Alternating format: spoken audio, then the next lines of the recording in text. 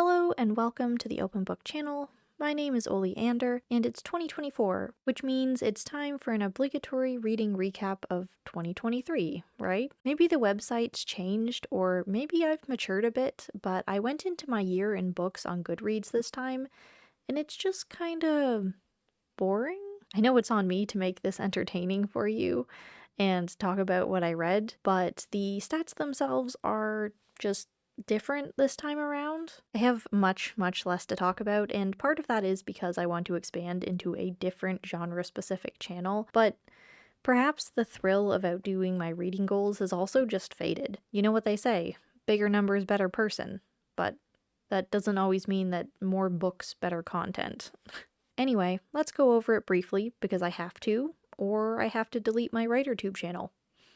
I think those are the rules. I set my reading goal for 2023 to 30 books, and I ended up reading 35, which means I completed my goals at 117%. Of course, these numbers are skewed by the fact that some of them were graphic novels, and I listened to a fair few audiobooks, which will become relevant in a second. The shortest book that I read was Witchblood at 25 pages, and You was the longest at 464 pages. Now, in this, technically, I reviewed the wrong Witchblood graphic novel. The one that I got from the library was a collection of volumes, not just the first one. I'm not going to dwell on the missing page count though, because I certainly read more than 25 pages, but in the end it was a DNF for me, so I'd rather just reflect that in the rating of the first volume as it was unable to hook me, and the couple subsequent ones that I did read just didn't supply the world building that I needed. So I think that's fair. I mean, it's not accurate, but it's fair, right? And again, You might be the longest book, but it was also an audiobook that I listened to while I was outside working with my headphones on.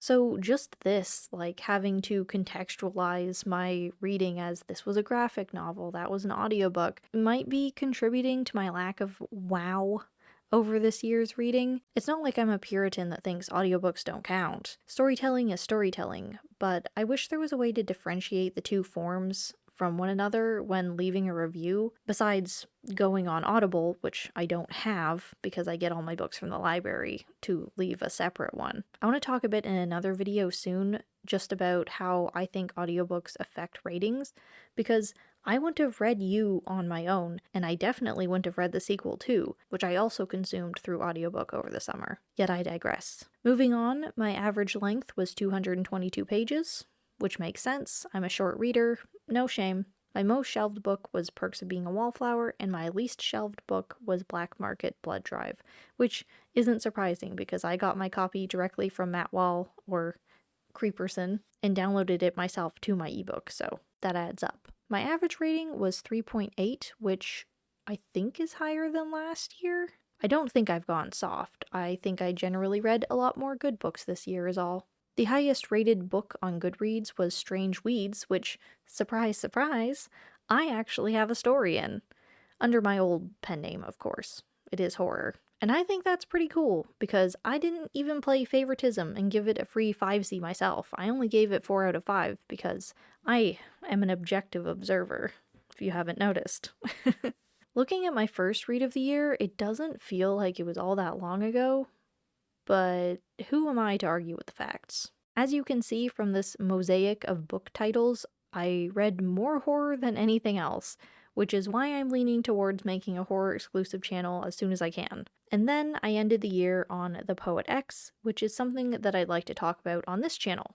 See, I'm reasonable, I don't want to muddy the genre waters is all. Now, that's all the information that it gives. Wasn't that riveting? Not really. But if you made it this far, thanks for sticking around. Quite honestly, now that Goodreads has been unmasked in the last couple years, it's kind of lost its spark. I'm really glad that people are seeing the reading challenges for what they are, a toxic numbers game when it's really supposed to be about reading. But as a platform, it's always felt so full, but also so silent. So I wanted to end the video by asking you to leave a comment if you have any better recommendations for where to catalog my reading in the future. Everyone was excited about Storygraph a couple years ago, but I don't know anyone personally who uses it. Is there a better community there? Please let me know. I'll have another video soon about a more singular review, and we'll get into the nitty-gritty instead of a general glance like this was.